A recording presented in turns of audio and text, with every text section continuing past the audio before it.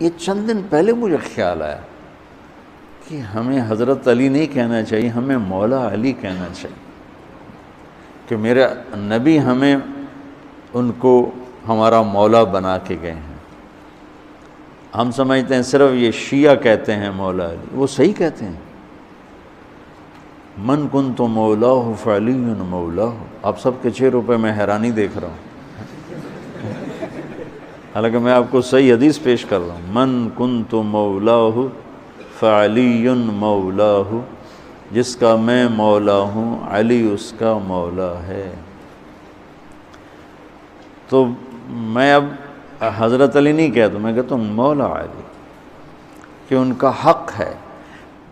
اگر اہل بیت کی محبت کا نام ہے شیعہ ہونا تو سن لو میں بھی شیعہ ہوں۔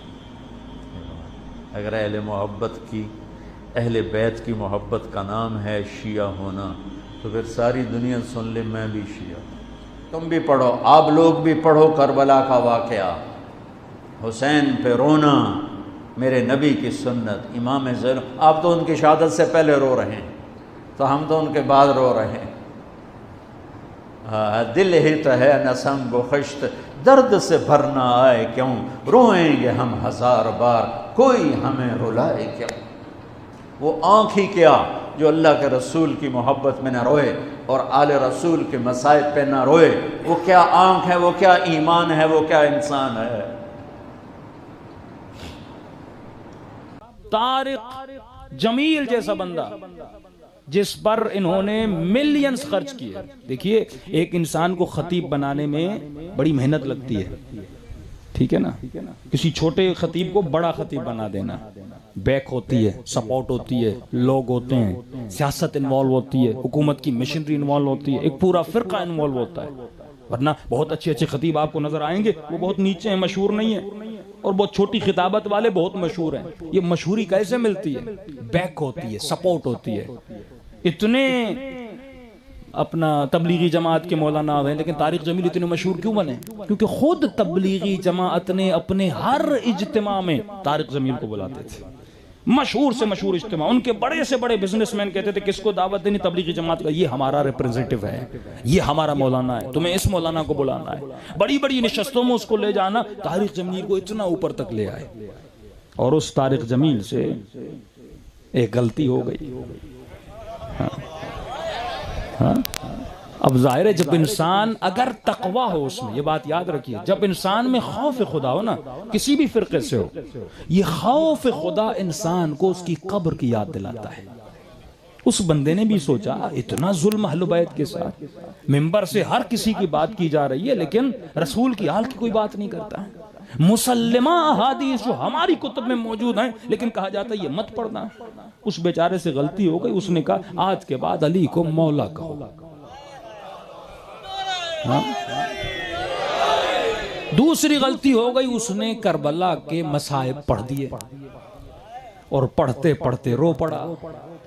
بھئی رونا تو فطرت کا تقاضا ہے، شریعت اور فطرت میں تصادم نہیں ہے۔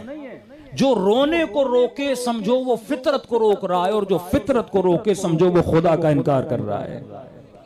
جو بچہ پیدا ہوتا ہے وہ فطرت اسلام پہ پیدا ہوتا ہے۔ رونا، ہنسنا، خوشی، غم یہ فطرت کا تقاضا ہے۔ اب شیعہ کیوں روتے ہیں بھائی؟ کیونکہ شیعہ کو اہل بیت سے محبت ہے۔ تو اپنے بچے پہ کیوں روتا ہے؟ تو اپنی ماں کے مرنے پہ کیوں روتا ہے؟ تو اپنے باپ کے مرنے پہ کیوں روتا ہے؟ کیونکہ تجھے ماں سے، باپ سے، بچے سے محبت ہے۔ شیعہ اس لیے روتے ہیں کیونکہ اہل بیت سے محبت ہے، اور جس سے محبت ہوتی ہے اس کا دکھ دیکھا نہیں جاتا۔ تو طارق جمیل کو اہل بیت سے محبت تھی، اس نے جب ان کا درد بیان کیا اس بیچارے کو رونا آ گیا۔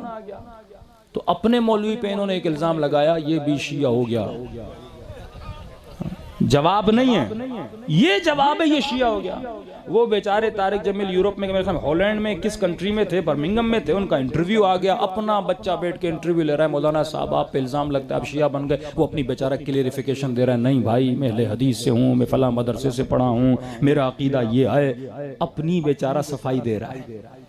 ابھی کسی بھی تبلیغی جماعت کے اجتماع میں طارق جمیل پر بین ہے، اپنے لوگوں نے اس پہ بین لگائے صرف اس لیے کیونکہ اس نے اہل بیت کے فضائل پڑھے، صرف اس لیے اس نے حسین ابن علی کا درد بیان کیا، اور جوان اہل سنت کا نکلا محمد علی مرزا، اس نے حقائق بیان کیے، کتاب بھی دکھا رہا ہے، حوالہ بھی دکھا رہا ہے، صفحہ بھی دکھا رہا ہے، نیچے آپ کمنٹس پڑھیے یہ بھی شیعہ بن گیا۔